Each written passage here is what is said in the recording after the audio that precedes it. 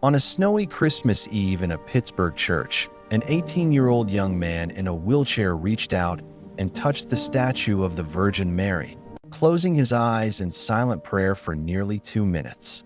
When he opened them, he turned to his father and spoke words that brought the strong, silent man to his knees in front of the entire congregation, tears streaming down a face that had not cried in years. What he said revealed a secret prayer carried for over a decade, unleashing a miracle of healing, forgiveness, and renewed faith that transformed a family long burdened by guilt and loss. This is the tender, powerful story of how the Mother of God reached into one father's deepest pain to bring light and life. Before we continue, share in the comments where you're watching from and what time it is there. Let's see how far the miracles of the Virgin Mary have reached. And if you haven't yet joined our family, subscribe now, because here, each day, we witness the tender love and mighty power of the Mother of God. Robert was 55, a man of few words whose life had been defined by the steady rhythm of hard work and quiet endurance. For 32 years, he had punched the clock at the same steel factory in Pittsburgh, his hands calloused from lifting heavy loads under the roar of furnaces and the clang of machinery. Pittsburgh, the Steel City, had shaped men like Robert, resilient, practical, carrying the legacy of immigrants who built America with sweat and determination. Words were a luxury he rarely indulged. Action spoke louder, and silence often felt safer. His son Nathan was 18, and for 12 of those years, he had not walked.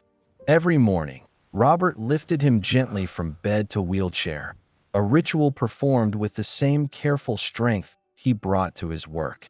Nathan, bright-eyed and resilient, never complained, but Robert carried a weight heavier than any steel beam: guilt.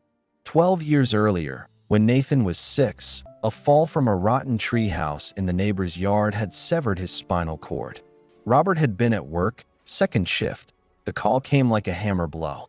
Doctors offered hope, an experimental surgery that might restore movement. But the window was narrow, 3 weeks at most, and the cost astronomical, far beyond insurance or savings.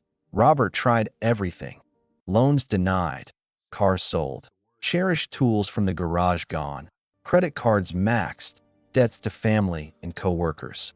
It wasn't enough. The deadline passed. The surgery never happened. Nathan's legs remained still. Robert blamed himself relentlessly.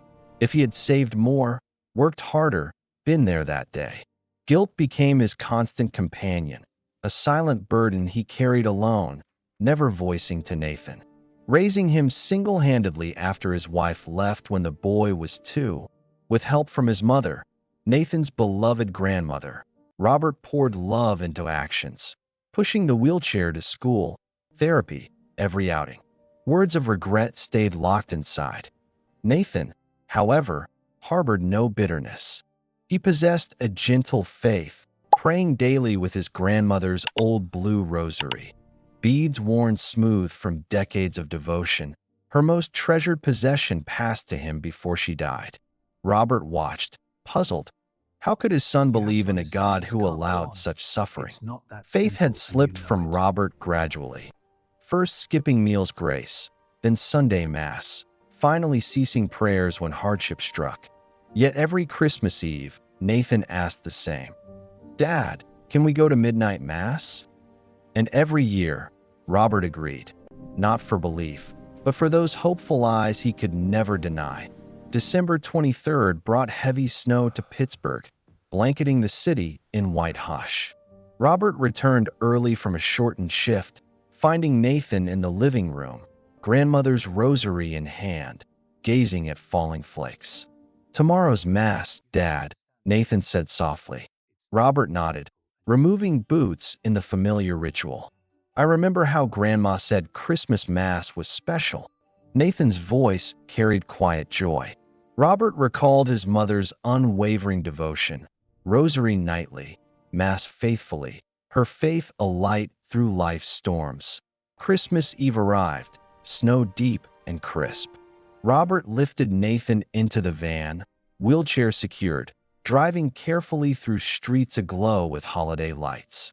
The church, St. Adalbert's, a historic parish in Pittsburgh's Polish Hill neighborhood, its spire a landmark for generations, welcomed them with warmth. Built by immigrants who toiled in steel mills like Robert, it stood as testament to faith enduring hardship. Marian statues adorning side altars as beacons of maternal care. Inside, candlelight flickered, the scent of pine and incense filling the air, voices rising in carols. Robert wheeled Nathan to their usual spot near the Virgin Mary statue, marble serene, blue mantle draped softly, hands open in welcome. Midnight Mass unfolded in sacred beauty, readings of the Nativity, choirs, silent night, the Eucharist's mystery. As it ended, tradition called, parishioners lining to touch the statue, offering Christmas petitions. Nathan asked to join. Robert wheeled him forward, heart heavy with old guilt. Nathan reached out, small hand touching the blue mantle, eyes closing in silent prayer. Nearly 2 minutes of profound stillness. The congregation watched respectfully. When he opened his eyes, Nathan turned to Robert with a smile that lit his face. "Dad, Grandma's prayers, they were answered." Robert's world tilted. Knees buckling, he collapsed before the statue, sobs racking his frame. Tears 12 years damned, now flooding free in front of everyone. September's relentless Phoenix heat began to ease slightly as the days shortened. The desert sun still fierce, but hinting at autumn's approach. Tyler's routine at school had solidified into something both comforting and quietly extraordinary. In class, he followed instructions with careful obedience, sitting cross-legged during circle time, tracing letters with steady small hands, sharing toys when asked, but his heart remained elsewhere. Recess called him not to the laughter of swings or the chase of tag, but to the secluded corner where the Virgin Mary statue stood sentinel amid blooming rose bushes, their petals a vivid contrast to the arid landscape beyond the playground fence. Each day, as soon as the door opened to the yard, Tyler made his way there directly.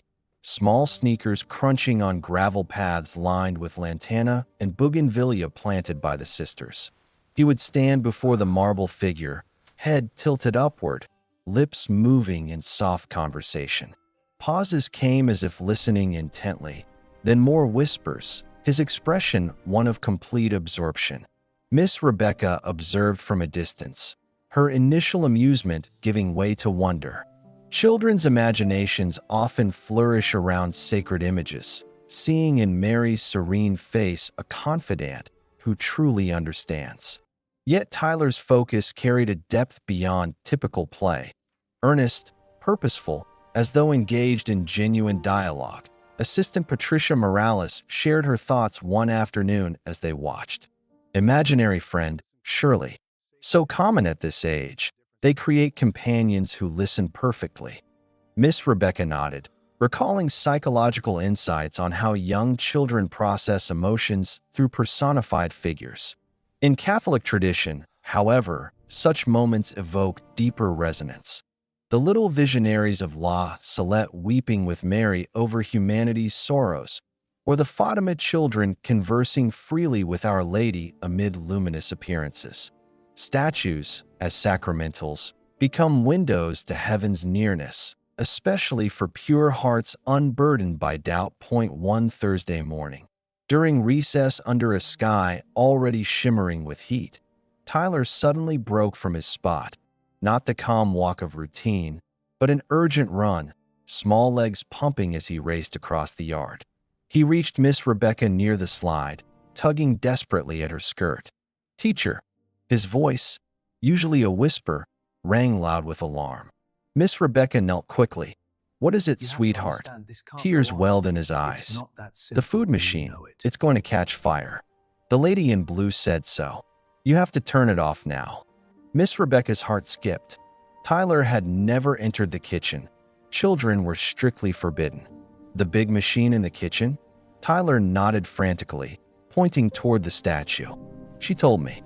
Please now." An inner prompting stirred, the kind that defies logic yet demands attention, much like the intuitive urgings and stories of Marian protection. "All right, Tyler, I'll check." Escorting him inside to Patricia's care, Miss Rebecca hurried to the kitchen where Mrs. Dorothy Wright prepared lunch amid steaming pots. "Dorothy, one of the children mentioned the equipment. Could you have maintenance look at the big fryer, just to be safe?" Dorothy raised an eyebrow but complied, summoning the technician. Opening the side panel, his face paled. "Exposed wiring, serious short circuit. If turned on today." He trailed off, the implication chilling. A major fire, potentially catastrophic in a school full of children. Miss Rebecca's knees weakened. The fryer, used daily for fish sticks and fries, would have ignited without warning. Returning to class, she found Tyler calm again, coloring quietly. No mention of the incident escaped. How could a preschooler know internal wiring faults? Word spread discreetly among staff. First the private conversations, now this impossible knowledge. The following week brought the second warning. Mrs. Crawford, the kind librarian who often read stories to classes, mentioned casually during yard duty a persistent pain in her leg from an old gardening injury. Tyler, passing nearby en route to his corner, stopped abruptly.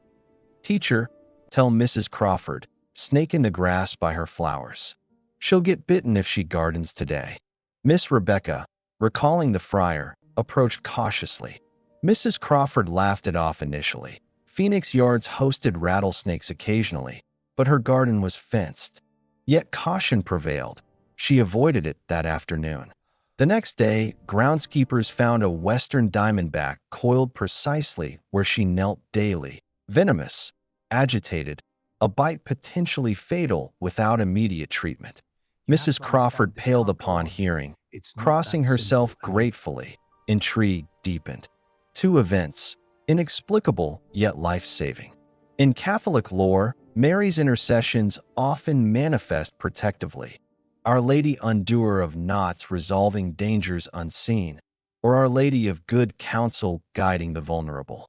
Staff whispered comparisons to child seers whose simple obedience averted harm.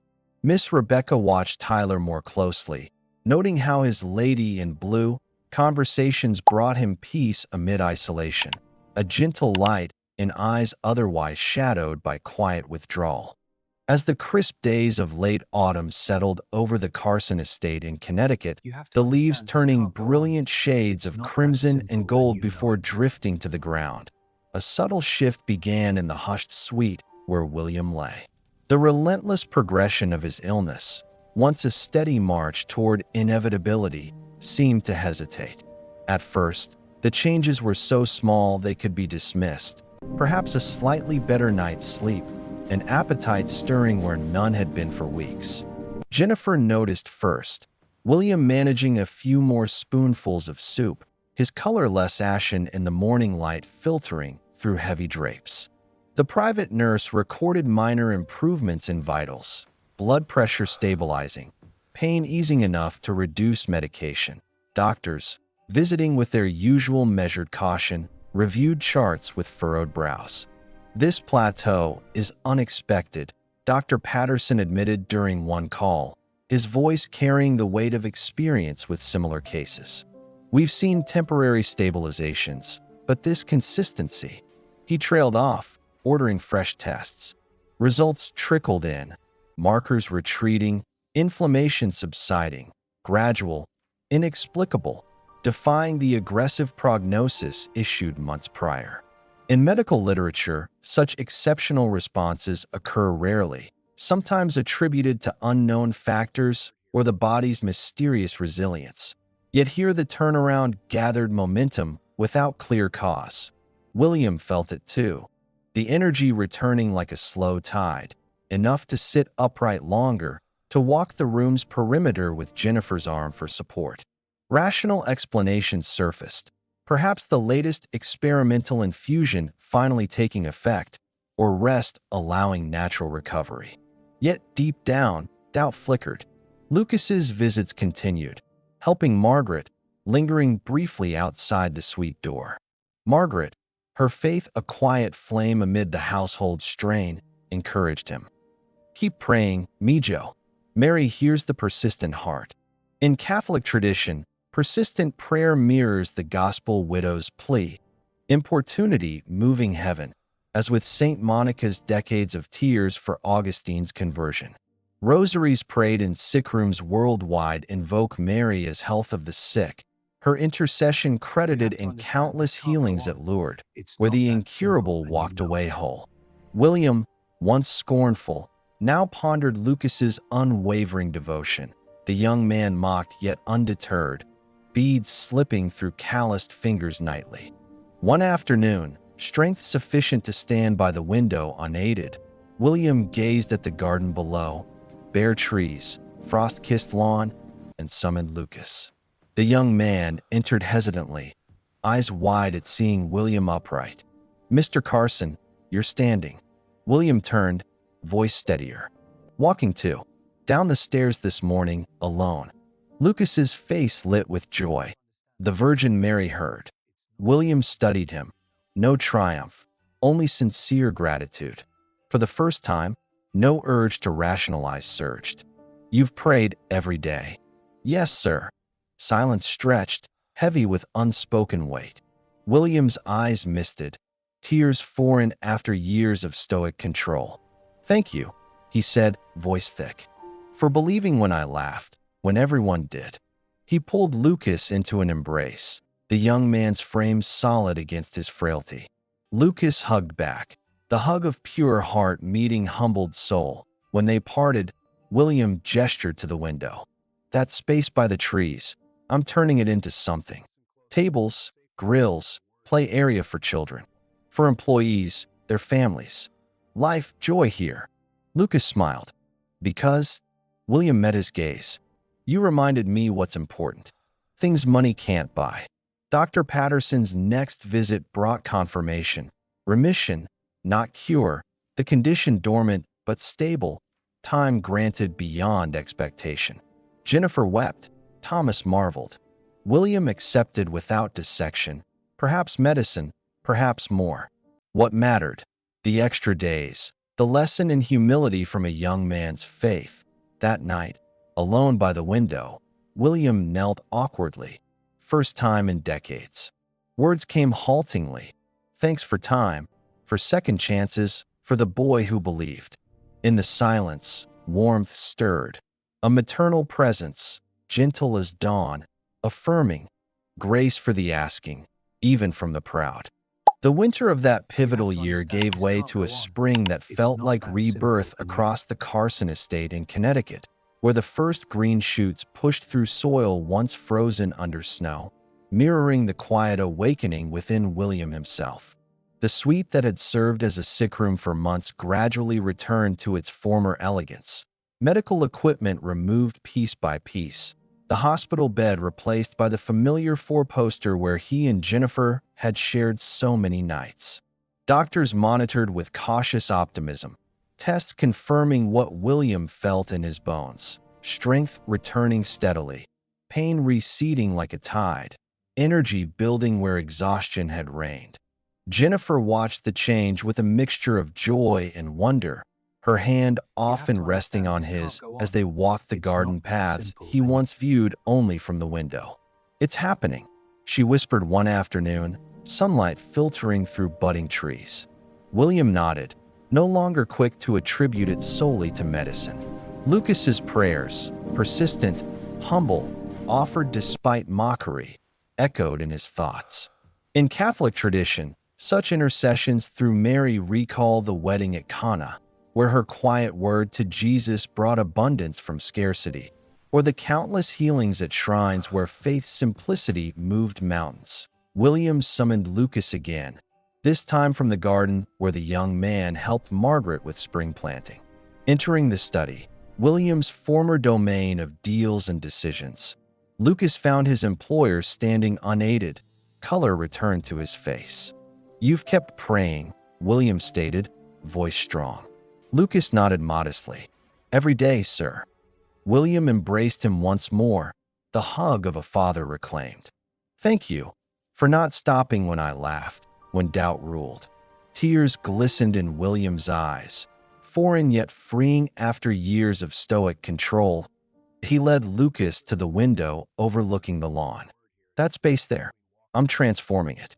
Tables for gatherings, grills, a safe play area for children, open to employees and their families. Picnics, celebrations, life filling this place. Lucas's smile radiated. Because of, William met his gaze steadily. Because you showed me what matters. Faith when reason fails, kindness when scorn is easier. Things no fortune can purchase. Dr. Patterson's final verdict arrived weeks later. Full remission, the condition dormant, stable, time extended far beyond initial predictions. Exceptional, he repeated, awe-softening professional detachment. Jennifer wept openly. Thomas marveled at the turnaround. William accepted with quiet gratitude. No need to dissect causes. Perhaps medicine, perhaps more. What mattered was the gift received. That night, in the privacy of their bedroom, William knelt awkwardly by the bed. First deliberate prayer in decades. Words came haltingly. Thanks for days reclaimed, for Jennifer's steadfast love, for Lucas's faith that pierced his cynicism. In the silence, warmth enveloped him.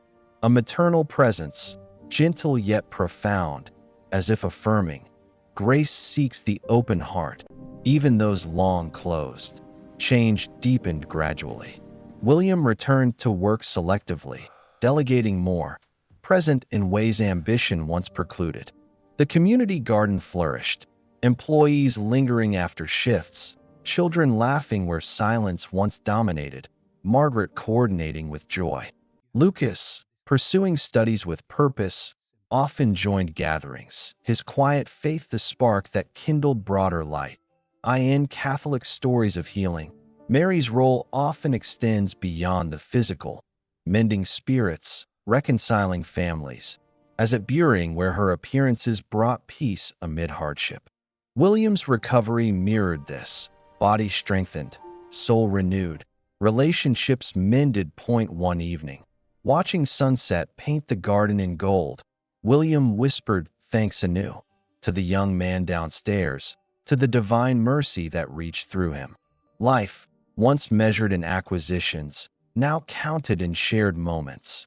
Laughter echoing, hands held, faith discovered in humility's embrace. Months after the first tentative steps of healing, the Carson estate in Connecticut had fully awakened to spring's gentle promise. The garden now alive with the laughter of children and the easy conversations of families gathered around the community space William had created. Tables groaned under potluck dishes, grills sizzled with summer's approach, and the play area rang with joyful shouts. Employees bringing spouses and little ones to share in a place once silent and imposing. William stood watching one warm afternoon, no longer needing support, his frame filled out with returning strength, eyes bright with a peace that had eluded him for decades. Doctors confirmed the inexplicable, complete remission, the condition not merely dormant but absent from scans, vitality restored beyond any protocol's prediction. A medical anomaly, they called it cautiously, though wonder lingered in their voices. In Catholic tradition, such healings through Mary's intercession often extend beyond the body, mending families, softening hearts, as at Buring where her appearances brought reconciliation amid hardship. For William, the miracle unfolded quietly, body renewed, spirit humbled, relationships reclaimed. Jennifer walked beside him often now, hand in his, their conversations deeper, memories shared without the old barriers of ambition. "The boy," she said softly one evening as sunset painted the garden gold. William nodded. His prayers, or the grace through them. Acceptance had settled, no need to dissect, only to receive. Lucas visited regularly, helping Margaret, his quiet presence a reminder of faith's power in simplicity. William sought him out often, conversations turning to life's true measures: family, kindness, the unseen forces guiding when control fails. Change permeated work too. William delegated freely, present in meetings not as commander but collaborator, employees noticing the shift, a boss who listened, valued lives beyond ledgers. The community garden thrived as symbol, life blooming where isolation once reigned. Gratitude made tangible. One quiet night. William knelt by the bed, prayer now natural, words flowing easier.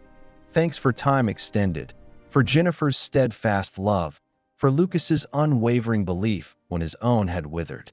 In the silence, warmth returned, a maternal presence, affirming grace's reach to the proud, the doubting, the broken.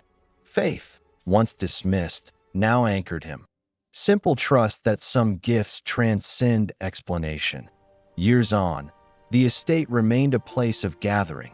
Barbecues, celebrations, children playing where William once gazed from a sickbed window. Lucas pursued his path with purpose, Margaret's pride evident. William and Jennifer aged gracefully, hands intertwined, the miracle's fruit enduring.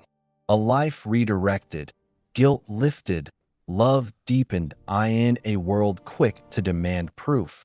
Miracles whisper through humble vessels, a young man's rosary, a rich man's opened heart, reminding that grace seeks us in weakness, transforming scorn into wonder, endings into beginnings. William knew now, the Virgin Mary, gentle mother, intercedes for all, especially those who believe they need her least. Before we finish, I invite you to join our prayer community dedicated to the Virgin Mary, a worldwide family sharing testimonies of her maternal care. If this story has touched your heart, click below to subscribe and become part of our chain of prayer. And if you followed William and Lucas's journey to the end, please write in the comments, "I believe." Let us witness together how many souls have been reached by this testament to Mary's enduring miracles. Share this video with someone needing hope today. May Our Lady bless and protect you and your family always. Amen.